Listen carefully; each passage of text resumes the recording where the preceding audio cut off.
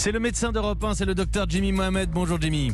Bonjour Mathieu, bonjour à tous. Le professeur Raoult a parlé du risque de contamination important au Covid avec la chicha. Et vous voulez de votre côté rappeler les risques de cette pratique sur notre santé? Exactement, on appelle ça aussi le narguilé. Alors pour ceux qui ne savent pas, la chicha c'est une pipe à eau qui permet de fumer du tabac. C'est le troisième produit le plus utilisé derrière le tabac à rouler et la cigarette classique.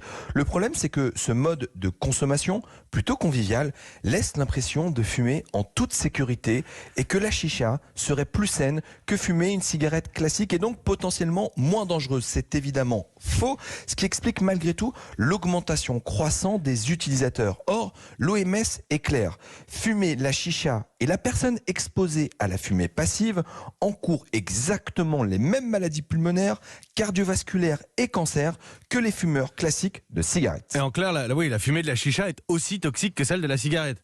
Exactement. Alors, comme toutes les fumées de substances qui brûlent, celle de la chicha libère lors de la combustion environ 4000 substances chimiques qui vont être soit toxiques, irritante ou cancérigène. Et puis, il ne vous a pas échappé que la durée de cessation de fumage du chicha est beaucoup plus importante. Lorsque vous fumez une cigarette, elle va être consommée en 8 à 12 bouffées pour une durée environ de 5 minutes. Alors que le narguilé, lui, va être fumé en une cinquantaine de bouffées sur une période qui va aller de 30 minutes à 1 heure.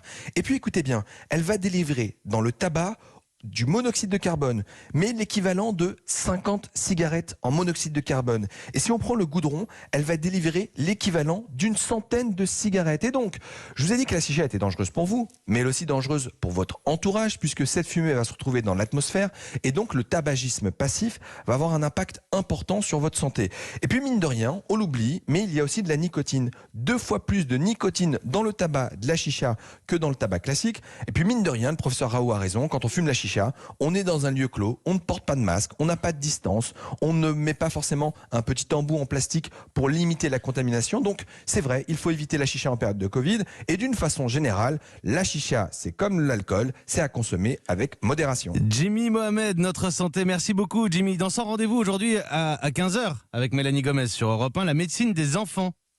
Exactement. On va recevoir un des pères de la pédiatrie moderne, le professeur Griselli. Il a été patron de l'INSERM. C'est le père des premiers bébés bulles. Il a été aussi à l'origine des pièces jaunes. Un CV exceptionnel pour un médecin exceptionnel. Et pour une émission exceptionnelle ce vendredi, 15h, 16h, sans rendez-vous, Jimmy Mohamed et Mélanie Gomez sur Europe 1.